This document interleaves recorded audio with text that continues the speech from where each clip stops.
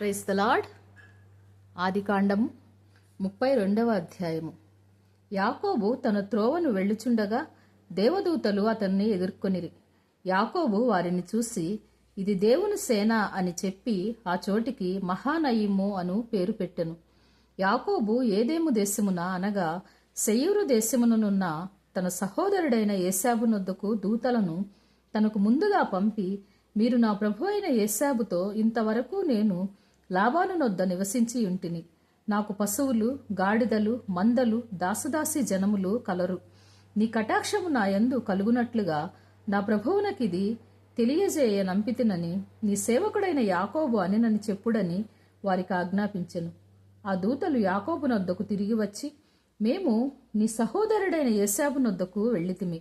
అతడు 400 మందితో నిన్ను ఎదుర్కొని వచ్చుచున్నాడని చెప్పగా, యాకోబు మిక్కిలి భయపడి తొందరపడి, ఏశావు ఒక గుంపు మీదకి వచ్చి దాన్ని హతము చేసిన ఎడల మిగిలిన గుంపు తప్పించుకొని పోవుననుకొని తనతోనున్న జనులను, మందలను, పశువులను, ఒంటెలను 2 గుంపులుగా విభాగించెను.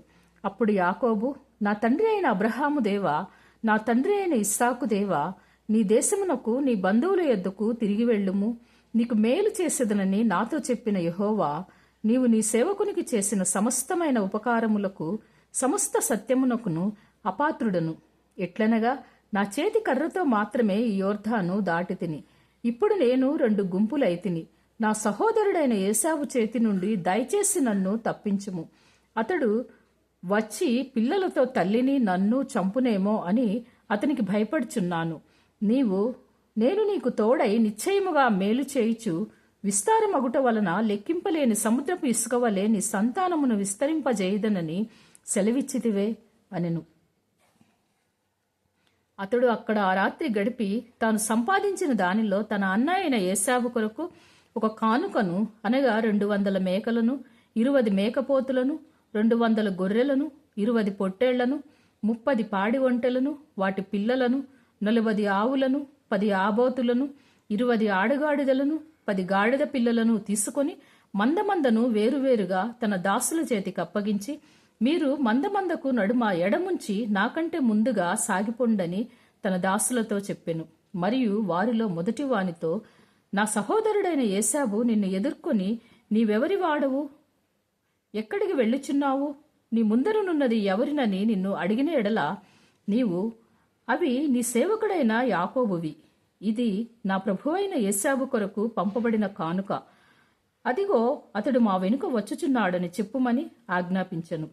అట్లతడు నేను ముందుగా పంపుచున్న కానుక వలన అతనికి సమాధానపరిచిన తరువాత నేను అతని ముఖము చూచెదను. అప్పుడతడు ఒకవేళ నన్ను కటాక్షించుననుకొని మీరు ఏశావును చూసినప్పుడు ఆ చొప్పున అతనితో చెప్పవలెననియు, మీరు, ఇదిగో నీ సేవకుడైన యాకోబు మా వెనుక వచ్చుచున్నాడని చెప్పవలెననియు 2వ వానికిని 3వ వానికిని మందల వెంబడి వెళ్లిన వారికందరికిని ఆజ్ఞాపించెను. అతడు కానుకను తనకు ముందుగా పంపించి తాను గుంపులో ఆ రాత్రి నిలిచెను. ఆ రాత్రి అతడు లేచి తన 2 భార్యలను, తన 2 దాసీలను, తన 11 మంది పిల్లలను తీసుకొని యబ్బోకు రేవు దాటిపోయెను. యాకోబు వారిని తీసుకొని ఆ ఏరు దాటించి తనకు కలిగినదంతయు పంపివేసెను. యాకోబు ఒకడు మిగిలిపోయెను. ఒక నరుడు తెల్లవారు వరకు అతనితో పెనుగులాడెను. తాను అతని గెలువకుండుట చూచి తొడగూటి మీద అతనిని కొట్టెను. అప్పుడతడు అతనితో పెనుగులాడుట వలన యాకోబు తొడగూడు వడిలెను. ఆయన తెల్లవారుచున్నది గనుక నన్ను పోనిమ్మనగా అతడు, నీవు నన్ను ఆశీర్వదించితేనే గాని నిన్ను పోనీయనెను. ఆయన, నీ పేరేమని అడుగగా అతడు యాకోబు అని చెప్పెను. అప్పుడు ఆయన, నీవు దేవునితోనూ మనుష్యులతోనూ పోరాడి గెలిచితివి గనుక ఇక మీదట నీ పేరు ఇశ్రాయేలే కాని యాకోబు అనబడదని చెప్పెను. అప్పుడు యాకోబు, నీ పేరు దయచేసి తెలుపుమనెను. అందుకు ఆయన, నీవు ఎందు నిమిత్తము నా పేరు అడిగితివి అని చెప్పి అక్కడ అతనిని ఆశీర్వదించెను. యాకోబు, నేను ముఖాముఖిగా దేవుని చూచితిని, అయినను నా ప్రాణము దక్కెదని ఆ స్థలమునకు పెనూయేలు అను పేరు పెట్టెను. అతడు పెనూయేలు నుండి సాగిపోయినప్పుడు సూర్యోదయమాయెను. అప్పుడతడు తొడకుంటుచు నడిచెను. అందుచేత ఆయన యాకోబు తొడగూటి మీద తుంటి నరము కొట్టినందున నేటి వరకు ఇశ్రాయేలీలు తొడగూటి మీదనున్న తుంటి నరము తినరు. May God bless you.